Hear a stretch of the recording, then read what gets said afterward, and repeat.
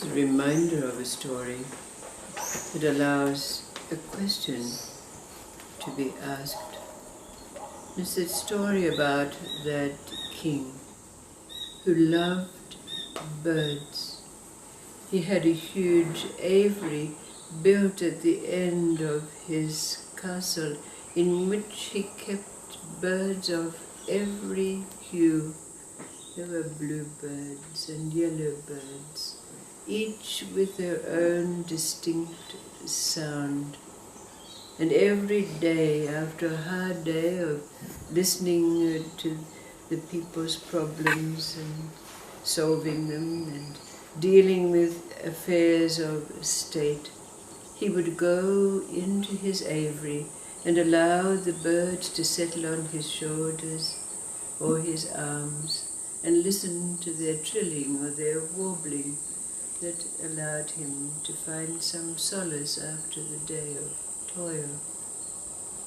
But then one day someone came along and was shown his aviary as he loved to do, and they said, "Oh, but there is a bird more beautiful than any of these birds.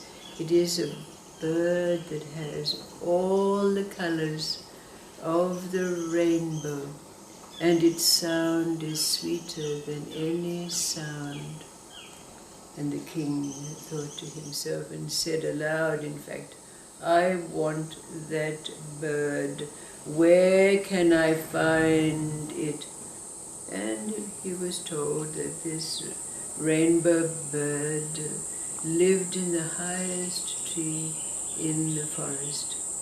So determined, the king took his tools for bird catching, and he went out to the forest. And there, when he came to the tallest tree, he heard that mellifluous sound, a sound that he'd not heard before. And when he looked in his eyeglass up into the top of the tree, there was the rainbow bird in all its splendor. So he called up to the bird, "I'm going to catch you."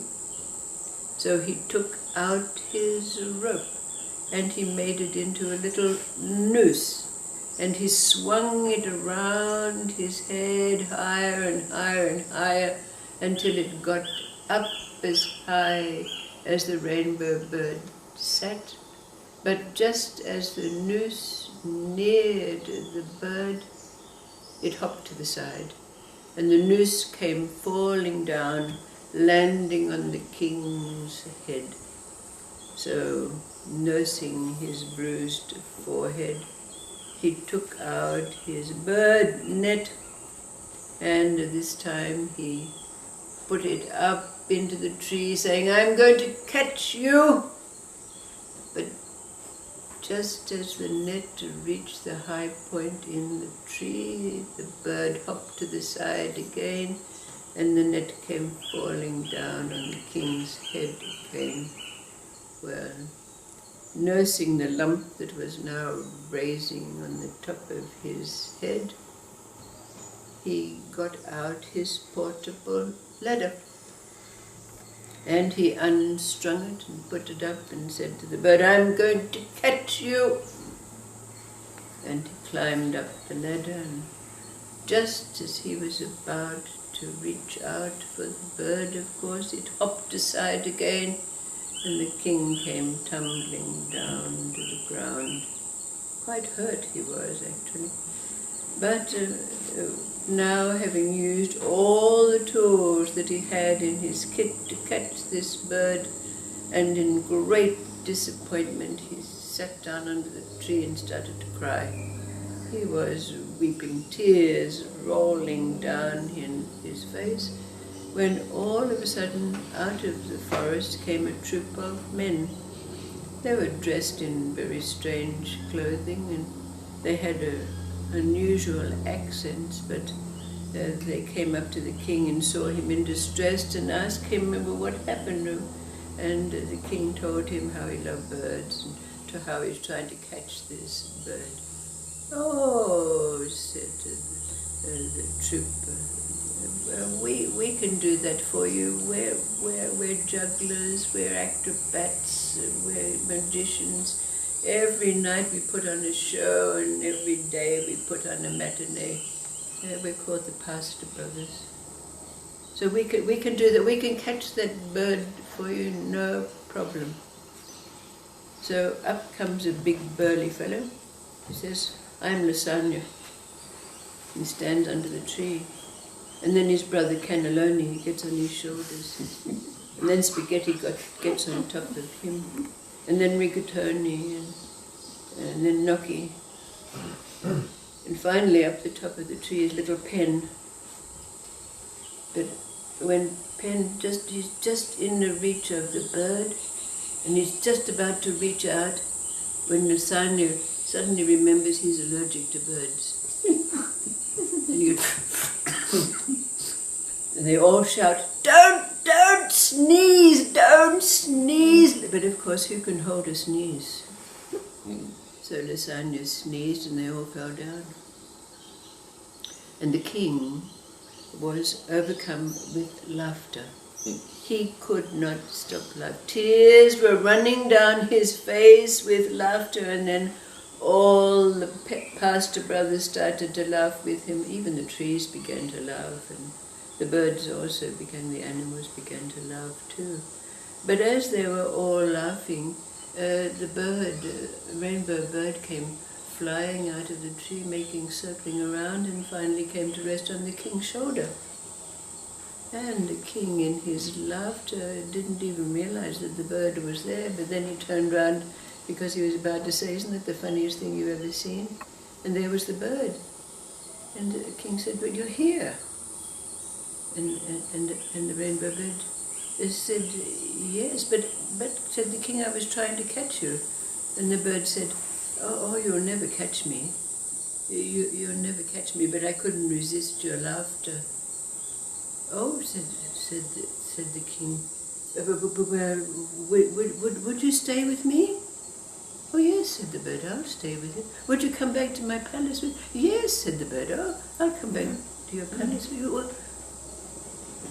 the king was quite overwhelmed. Well, of course, he brought the troop of the Pastor Brothers back to entertain all his people at the palace, but the rainbow bird came back to him, with him, and was placed in his aviary.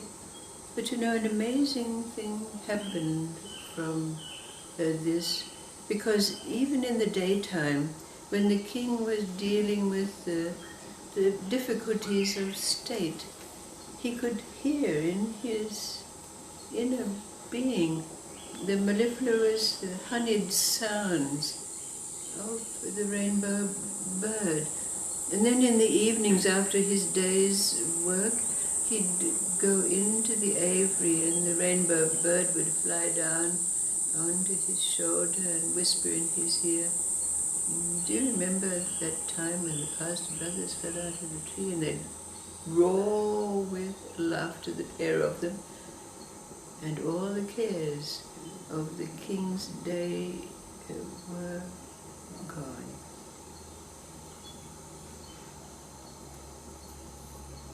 So the question that arises for us, what does this rainbow bird represent for us? What is your rainbow bird?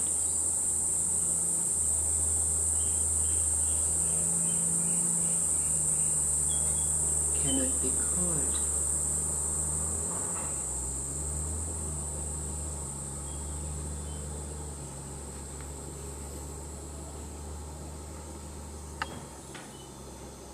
What is this rainbow bird for us?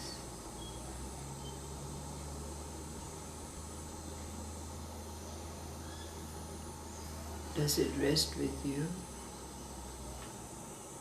If not, what is it that the king's laughter, the laughter that included all of existence, represent in this story?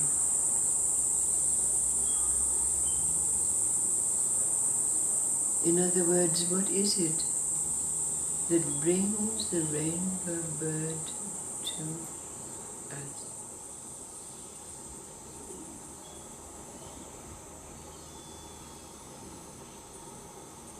Its sound, ever with us.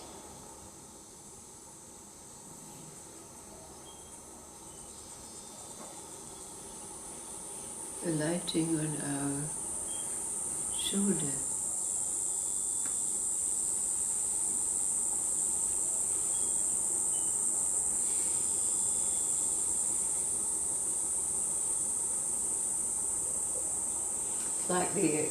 Like with his laughter then, it's like that it's being one with everything, because he didn't have any judgment at that time, did he? Wasn't expecting. No. So, but the bird kind of represents that thing of life, of, life, letting go and accepting, not accepting, because we do it, don't we? If you have any idea what I'm talking about. Yes, absolutely. It's like you attract where you're at. So, when you're laughing, you've got that lightness about you.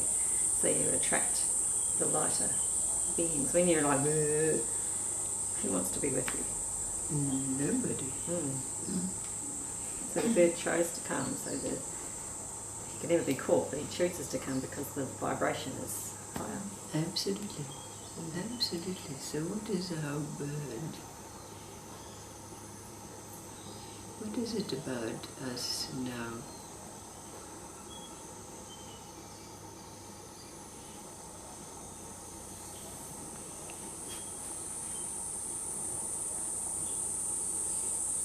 What is it, this alignment, this presence, this intense focus brings for us that is equal to the laughter?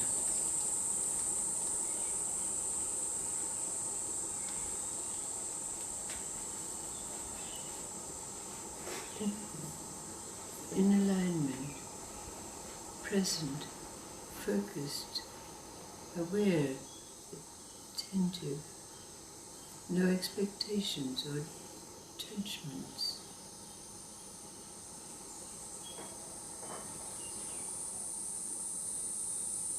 Is that the laughter?